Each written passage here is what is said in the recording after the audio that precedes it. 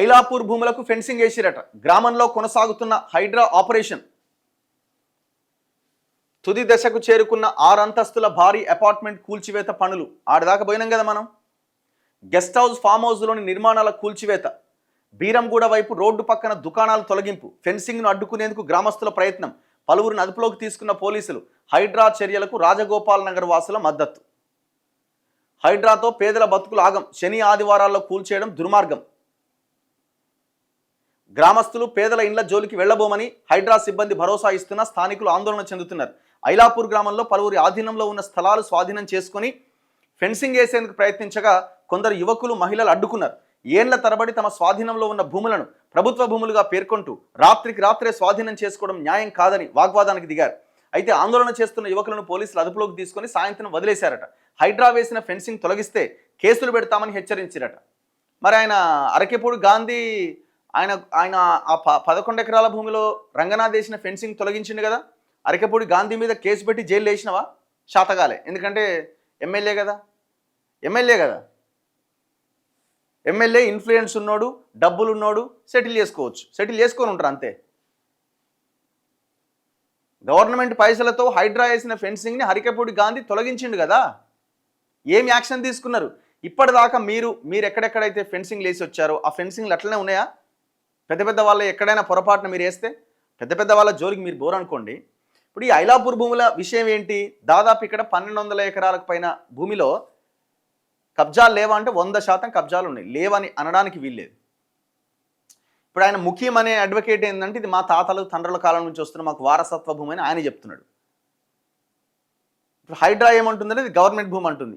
అక్కడున్న లోకల్ గ్రామస్తులు కూడా ఇది గవర్నమెంట్ భూమి అని క్లెయిమ్ చేసేవాళ్ళు, లేదు ఆయనదే అని క్లెయిమ్ చాలామంది ఉన్నారు. దీనికి ఏం చేయాలా? అసలు ఈ మొత్తం భూముల మీద ప్రభుత్వం ఒక కమిటీ వేయాలి, ఒక కమిషన్ వేయాలి. ఈ భూములు ఏంటనేది తేల్చాలా. ఎంతసేపు అండి తేల్చడం? ఈ భూములు ఎవరివి అని తేల్చడం ఎంతసేపు?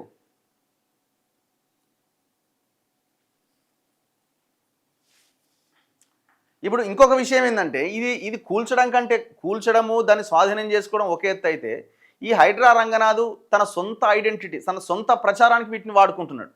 ఇప్పుడు నిన్న ఒక వీడియో ఫేస్బుక్లో పెట్టిండు. ఇది చూడండి. నిన్న ఒక ఫేస్బుక్లో వీడియో ఏముంది?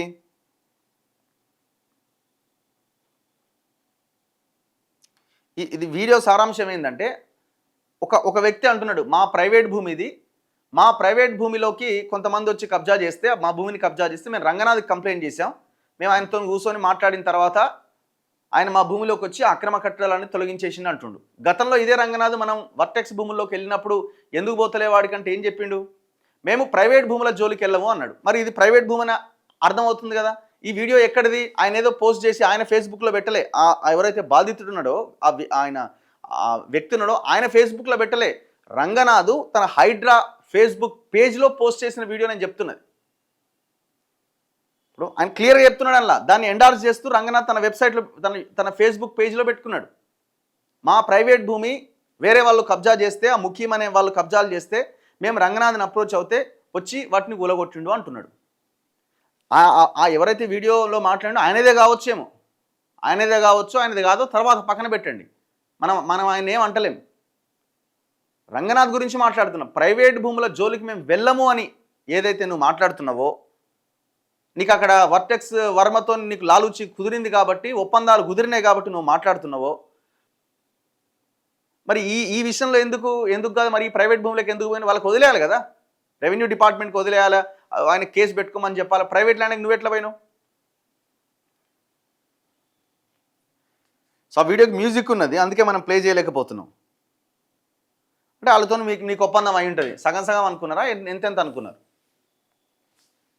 ఇప్పుడు ఇక్కడ చూడండి. ఇప్పుడు ఈ బిల్డింగ్ కూడా, ఇవన్నీ కూడా కబ్జాలే, డౌట్ ఏం లేదు అందులో. ఇవే కాదు, చాలా కబ్జాలు ఉన్నాయి. అక్కడ చాలా కబ్జాలు ఉన్నాయి. ఇప్పుడు మేమేమంటున్నాం అంటే అక్కడ దాదాపు ఒక 45 కుటుంబాలు రెంట్కుంటున్నాయి. 45-50 కుటుంబాలు రెంట్కుంటున్నాయి. వాళ్ళకి కనీసం ఒక గంట సమయం కూడా ఇవ్వలే, ఒక 1 అవర్ సమయం కూడా ఇవ్వలే. 1 అవర్, గంట, 2 గంటలు ఏదో మీరు ఇక వాళ్ళు బతిలాడితే సరే సామాన్ తీసుకుపోరని చెప్పిండట అంతే. ఇప్పుడు ఒక ఇంట్లో ఎన్ని సామాను ఉంటాయంటే, ఒక 4 ఫ్యామిలీ ఉన్న ఇంట్లో కొంత వాళ్ళు సెటిల్డ్ ఫ్యామిలీసే ఉన్నాయి. అందులో సాఫ్ట్వేర్ ఇంజనీర్లు ఉన్నారు, ప్రైవేట్ ఎంప్లాయీస్ ఉన్నారు, ఏదో పని చేసుకునే వాళ్ళు ఉన్నారు. మరీ బీదలు కూలీలు అయితే అందులో ఏముండరు. ఎందుకంటే పెద్ద కన్స్ట్రక్షన్ చాలా స్ట్రాంగ్ కన్స్ట్రక్షన్, చాలా పెద్ద కమ్యూనిటీ లాగానే ఉన్నది. 6 ఫ్లోర్లు ఉన్నది అది. ఇప్పుడు కొంత అబోవ్ మిడిల్ క్లాస్ ఫ్యామిలీస్ మంచి మంచి ఫర్నిచర్తో ఉంటారు కదా, ఏసీలు, ఫ్రిడ్జ్లు, సోఫాలు. నువ్వు నువ్వు వాళ్ళు వాళ్ళ ఇంట్లోంచి బయటికి కూడా వెళ్ళలేదు, గోడలు కూడా కొట్టి పడేసిండు. అంటే ఏం ప్రికాషన్స్ తీసుకున్నట్టు మీరు?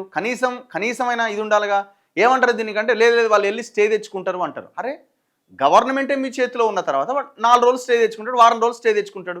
గవర్నమెంట్ కోర్టులో కేసులు వేసి ఆర్గ్యుమెంట్ చేసి ఆ భూమిని వెనక్కి తీసుకోలేదా? అంటే అంత చేతగాని ప్రభుత్వాలా ఏంది? అంటే కోర్టులో ఆ ప్రైవేట్ వాడు చెప్పిందే ఇంటాయని అనుకుంటున్నారా మీరు? స్టే తెచ్చుకుంటే ఒక 10 రోజులు, నెల రోజులండి. ఆ స్టేని తొలగించడం ఎంతసేపు గవర్నమెంట్ అనుకుంటే?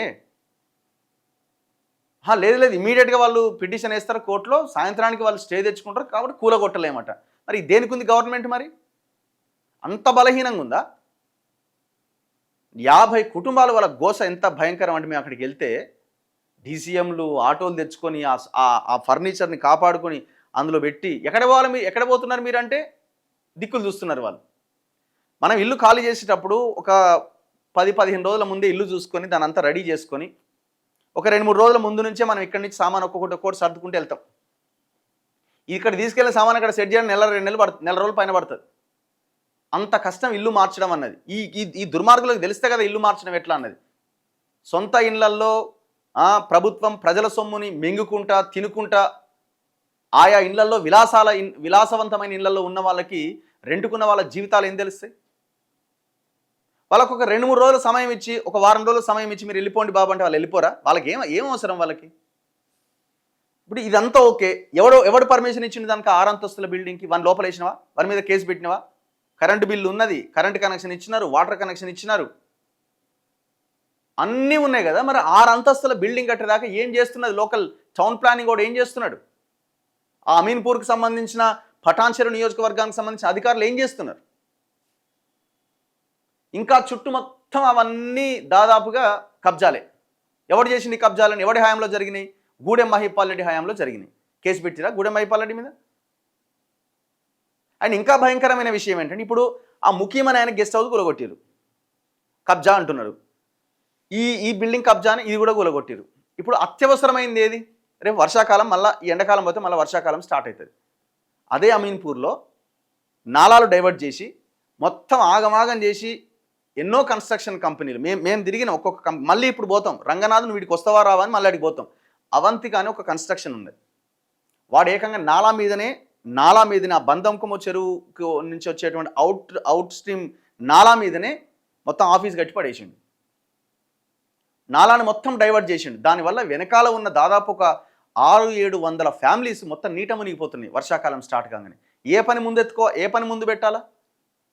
ఇప్పుడు ముఖ్యం అది తక్షణమే గూలగొట్టకపోతే ఏదేమన్నా అవుతుందా? ఇంకొక 10 రోజుల తర్వాత గూలగొట్టేది ఉంటుంది కబ్జా అయితే. దానికి అంత అత్యవసరం ఏముంది? నీ ఈగో సాటిస్ఫై అవ్వడానికి ఆగమేఘాల మీద పోయి గూలగొట్టిను. అర్బన్ రైజ్ అని ఒక వెంచర్ ఉంది కేటీఆర్ ఆధ్వర్యంలో, దాన్ని హెచ్ఎండిఏ నిధులతో నాలాన్ని మొత్తం డైవర్ట్ చేసి కట్టినారు జనాల పైసలతోటి. ఆయన మానస పుత్రిక, మానస వెంచర్ అని అంటారు దాన్ని. మరి దాని జోలికి పోయినవా? వాసవి జోలికి పోయినవా? అదిత్రి అని ఇంకొక వెంచర్ ఉంది. ఆ పెద్ద చెరువు డౌన్ స్ట్రీమ్లో 7 తూములు, ఆనాడు కట్టిన తూములు మొత్తం మూసేసి మొత్తం క్లోజ్, మొత్తం నేలమట్టం చేసి వాడు పెద్ద కన్స్ట్రక్షన్ నిర్మిస్తున్నాడు. వాని జోలికి పోయినవా? లోకల్ మున్సిపల్ చైర్మన్ మీద పెద్ద ఎత్తున అలిగేషన్స్ ఉన్నాయి. ఆయన పేరేంది? పాండురంగారావు. ఆయన జోలికి పోయినవా? ఆయన కన్స్ట్రక్షన్ జోలికి పోయినవా? గూడెం మహిపాల్ రెడ్డి 1,00,000 గజాల డాక్యుమెంట్ ఉంది, 20 గజాల డాక్యుమెంట్ ఉంది, దాని జోలికి పోయినవా? చక్రపురి కాలనీలో పెద్ద ఎత్తున కబ్జాలైన పార్కులు కబ్జా పెట్టి అక్రమ లేఅవుట్ మీద లేఅవుట్ వేసారు దుర్మార్గులు. అక్కడ గోల్డెన్ కీ అనే ఒక కంపెనీ ఉన్నది, వాడు పెద్ద ఎత్తున కన్స్ట్రక్షన్ చేసి అమ్ముకుంటున్నాడు. రాత్రి 11:30కు నీ రంగనాథ్ నీ ఆఫీస్కి వస్తాడు, డీల్ సెట్ చేసుకుంటాడు, వాడిని గూలగొట్టడం ఆపేస్తావు నువ్వు. ఇప్పుడు ఇక్కడ ఒక న్యాయం, అక్కడ ఒక న్యాయం ఏంది? ఇప్పుడు అడిగితే ఏమంటాడు తెలుసా? అన్నీ అవుతాయి, నెమ్మదిగా అవుతాయి. ఎప్పుడైతే వాడు అంతా అమ్ముకున్న తర్వాతనా? ఏది ప్రయారిటీ? ఫస్ట్ ప్రయారిటీ ఏంది? జనాలు ఒక కన్స్ట్రక్షన్ మూలంగా ఇబ్బంది పడుతున్నది ఫస్ట్ ప్రయారిటీ కదా. రేపు వర్షాకాలంలో 1000 ఇండ్లు మునుగుతాయాడ. నీకేది ప్రయారిటీ? ప్రైవేట్ భూముల జోలికి ఓనంటాడు, ప్రైవేట్ భూములల్లో ఫెన్సింగ్, ప్రైవేట్ భూముల వాళ్ళతో మాట్లాడుకొని పని చేస్తాడు. ఇక్కడ గట్కేసర్ దగ్గర ఆయన ఎవరు జనగాం నుంచి మన కాంగ్రెస్ నుంచి పోటీ చేసిన ఆయనతో మాట్లాడుకొని తొర్రలకు పోయిన మూలకి మూలకు పోయి ఆ పార్క్ ప్లేస్ ఇదని చెప్పి దాని కూలగొట్టొచ్చిండు. అది ఎవరిది? ఒక ప్రైవేట్ వ్యక్తి ల్యాండ్ అది. ఆయనకు అన్నీ ఉన్నాయి, మొత్తం సేల్ డీడ్స్ ఉన్నాయి, డాక్యుమెంట్స్ ఉన్నాయి, అన్నీ ఉన్నాయి, రెవెన్యూలో ఆయనే ఉన్నాడు.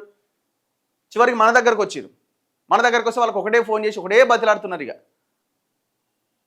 గట్కేసర్ దగ్గర ఒక మూలకు దాంట్లో ఉన్న పార్కుని నువ్వు పోయి కబ్జా చేసి దాంట్లో హైడ్రా అని బోర్డు పెట్టి వచ్చిండు. మీ ఇంటెన్షన్ ఏంటో మీరు చెప్పండి, మీ మీ మీ మీ ఆలోచన ఏంటో మీరు చెప్పండి. 100 కోట్లు సంపాదించి కాకినాడ ఎంపీగానో లేకపోతే ఇంకా తెలంగాణలో ఏదైనా సీట్ అడుగుతారేమో. ఇంకా ఈయనకు తెలంగాణకు సంబంధం లేదు, ఈయన తెలంగాణ వ్యక్తి కాదు, ఈయన ఆంధ్రాకు సంబంధించిన వ్యక్తి. కాకినాడ ఎంపీగానో ఇంకో దాని నుంచో జనసేన నుంచి పోటీ చేయాలని ఈయన ప్లాన్. మరి ఎంపీగా పోటీ చేయాలంటే అసలే ఆంధ్రప్రదేశ్ 100 కోట్లు కావాలి కదా. మినిమం 50-100 కోట్లు లేదు, ఆడ ఎలక్షనే జరగదు. సెట్ చేసుకుంటుంది మొత్తం వ్యవస్థనంతా.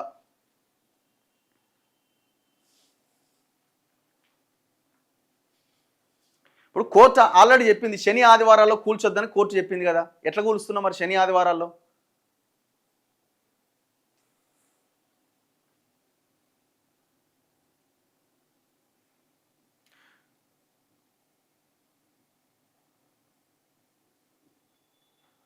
నెక్స్ట్ మిగతా వార్తల్లో సో ఈ ఇప్పుడు రేవంత్ రెడ్డి అనుకుంటుండొచ్చు, అబ్బా గవర్నమెంట్ భూమిని హైడ్రా కాపాడింది అని ఆయన వీడియోలు పోస్ట్ చేయగానే అది జనాల్లోకి పోయి బా గ్రేట్ హైడ్రా అని అనుకుంటున్నాడేమో రేవంత్ రెడ్డి. నీ పతనానికి కారణం హైడ్రానే. నీ పేరు నాశనం కావడానికి కారణం ఈ హైడ్రా, ఈ రంగనాథే. నువ్వు ముందు నుంచి చెప్తున్నావు, నువ్వు ఈయనని తీసి పక్కన పెడితేనే నువ్వేమైనా బాగుపడతావు. అర్థమైందా? ఇప్పుడు ఇంకొకటి, ఎక్కడ రోడ్డు మీద చిన్న డబ్బా కనిపిస్తే దాన్ని ఉడబికి పడేస్తున్నారు. నిన్న నేను చూస్తే బేగంపేటలో శ్యామ్లాల్ ఏరియా మొత్తం ఉన్న రోడ్డు మీద ఉన్న డబ్బాలన్నీ తీసేసినారు. అమ్ముకుంటారు కదా పాపం, ఏదో చిన్న చిన్న కుటుంబాలు, వాళ్ళకి కొంత సమయం ఇవ్వచ్చు కదా. ఇప్పుడు వాళ్ళకి ఎన్నో ఈఎంఐలు ఉంటాయి, లేకపోతే వాళ్ళు డైలీ దాని కింద మైక్రో ఫైనాన్స్ కింద డబ్బులు తీసుకుంటారు, రోజుకో 100 రూపాయలు 200 కడుతూ ఏదో వాళ్ళ ఇంటి అవసరాల కోసం వాడుకుంటారు. సమయం ఇవ్వచ్చు కదా. వాళ్ళు ఫుట్పాతే ఆక్రమించారు అనుకుందాం, ఆక్రమించడని అనుకుందాం, వాళ్ళకి సమయం ఒక 2 నెలల సమయమి. దశాబ్దాలుగా వాళ్ళు అక్కడ వ్యాపారం చేస్తున్నారు రోడ్ల మీద. ప్రజలు కూడా పెద్ద పెద్ద షాపులకు పోలేక వాళ్ళ దగ్గరనే కొనుగోలు చేస్తారు, పేదోళ్ళు అని చెప్పి, లేకపోతే తక్కువ ధరకు అమ్ముతారని. అట్లాంటి దుకాణాలని, అట్లాంటి చిన్న చిన్న వృత్తి వ్యాపారం చేసుకునేటువంటి చిన్న చిన్న కార్మికులని అంత పేదోళ్ళే ఉంటారు కదా. నువ్వు కనీసం సమయం కూడా ఇవ్వలేవా? ఒక నోటీస్ ఇచ్చి, బాబు 3 నెలలు సమయం ఇస్తున్నాం, మీరు వేరే దగ్గర చూసుకోండి, ఇక్కడ కాదు, ఇక్కడ ట్రాఫిక్ ఇబ్బంది అవుతుందని చెప్పి దాన్ని తొలగించే అవకాశం కూడా లేదా? మొత్తం 7 కాడికి జేసీబీ తేవడం, వాళ్ళని యువతలకు గుంజడం, 7 కాడికి తోచవతల పడేయడం. ఇక్కడ శ్రీనగర్ కాలనీలో ఒక ఛాయ్ డబ్బా పెట్టుకున్నాడట. చెప్పింది లేదు, చేసింది లేదు. 3 లక్షలు పెట్టి ఆ డబ్బా పెడితే దాన్ని మొత్తం నేలమట్టం చేసి పడేసినారు. హైదరాబాద్లో ఆ కూల్చివేతలు ప్రజెంట్ నడుస్తున్నాయి. వాళ్ళది కూడా ఒక సంఘం ఉందనుకుంటా, మరి వాళ్ళు ఎటు పోయారు? సింపుల్గా దీనికి ఏం ఆన్సర్ చెప్తారంటే, ట్రాఫిక్ ఆ కాలనీలకు పోవడానికి జనాలకు ఇబ్బంది అవుతుంది, జనాలు ఇబ్బంది పడుకుంటానైనా పోతారు వాళ్ళ కోసమైనా.